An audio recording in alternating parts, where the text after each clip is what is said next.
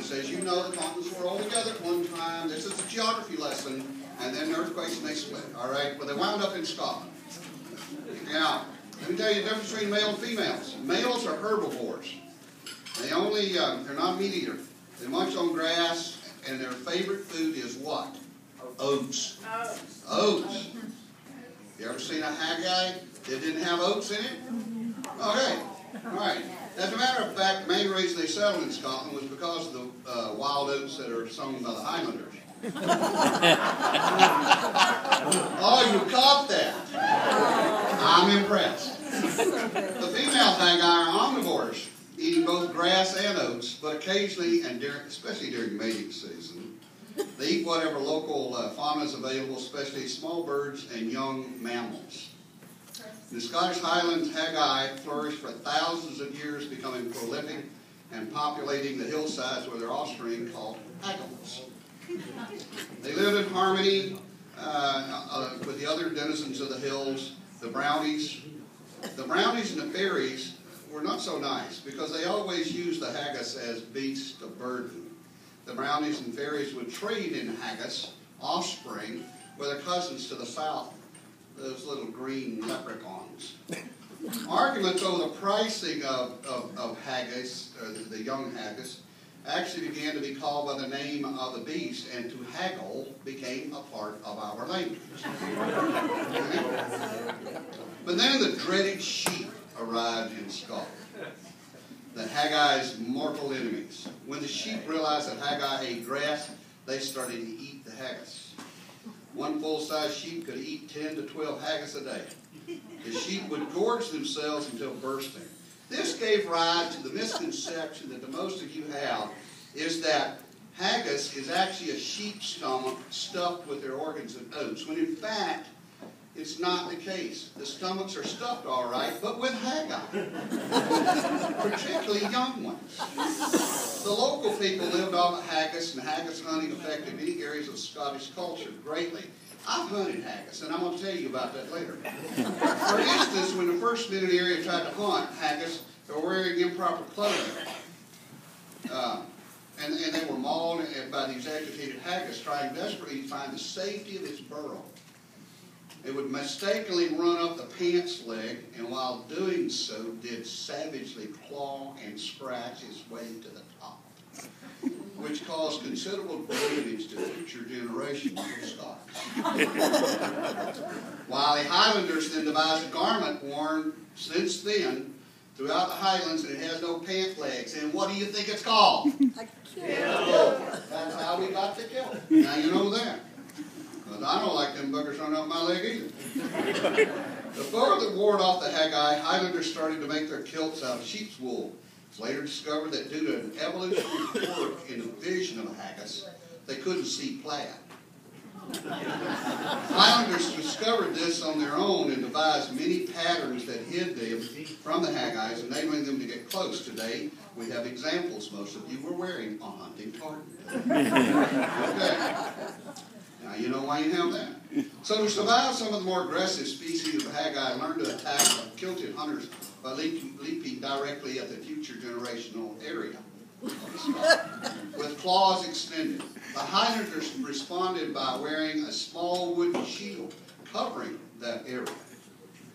Some men would wear known Haggis enemies like badger, beaver, and fox heads, and even horsehair. All of these were very effective in warding off the Haggis. These devices were called in Gaelic sporan tirum, pouch protection. Today that has been shortened to merely sporan, or in Sassenach language, pouches. Male and female Haggis live apart, with the males roaming in ones and twos throughout the area. The males, the Haggis walk on 4 legs, but another way to tell the difference is that males run around the mountains clockwise, and females run around the mountains counterclockwise. And this is how they meet up to mate. They pair off, but invariably there are more females than males because more males are lost to sheep. They're a little bit slower. Remember, the males are usually found alone, and so they get them, okay? And so anyway, the Haggis will pair off, the males starting with, of course, the younger nicer looking, young females. And then they go to the so they start with the 20s and they go to the 30s, And finally they get to the oldest ones, who unfortunately they don't mate with, because this was now where we get the unfortunate word, old hag.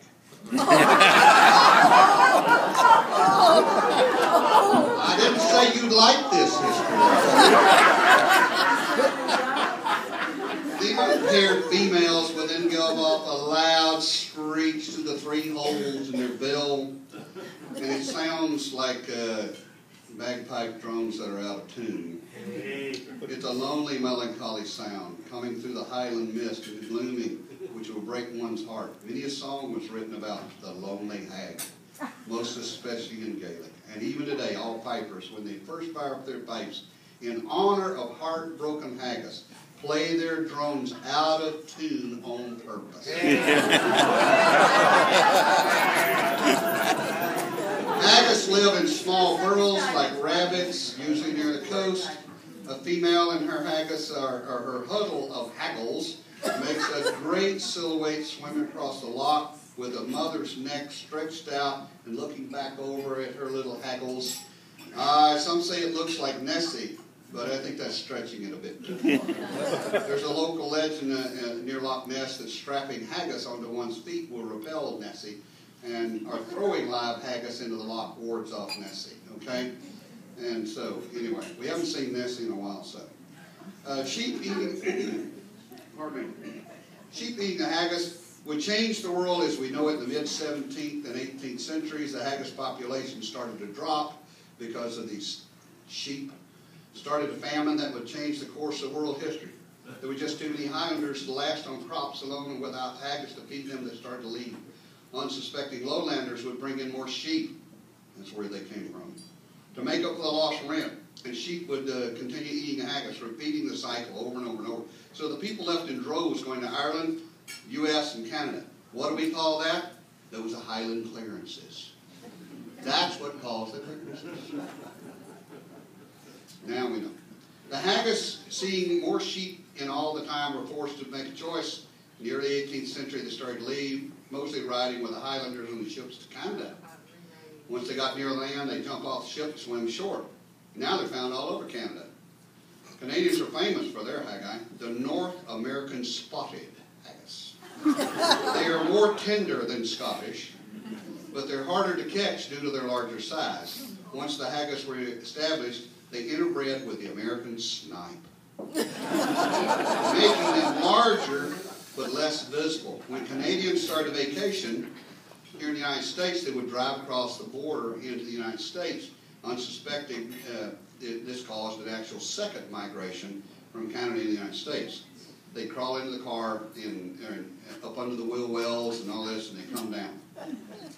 The attractive males were drawn, this is attractive haggis now, not Canadians.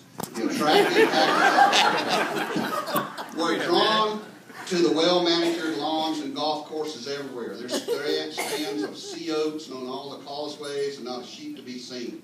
The female feed on what is considered a delicacy for a haggis, the Canadian snowbird. A true haggis paradise. When this is the hunting experience. Most of you know I used to live in Virginia near the Appalachian Trail, and I was actually out one day with my camera on the trail. It wasn't hunting season, that's why I didn't have a firearm. So I had my camera, and I actually spotted what I thought was an American snipe. And I got up to it, and it was a haggis. And I knew I was in trouble because I had a pair of pants on.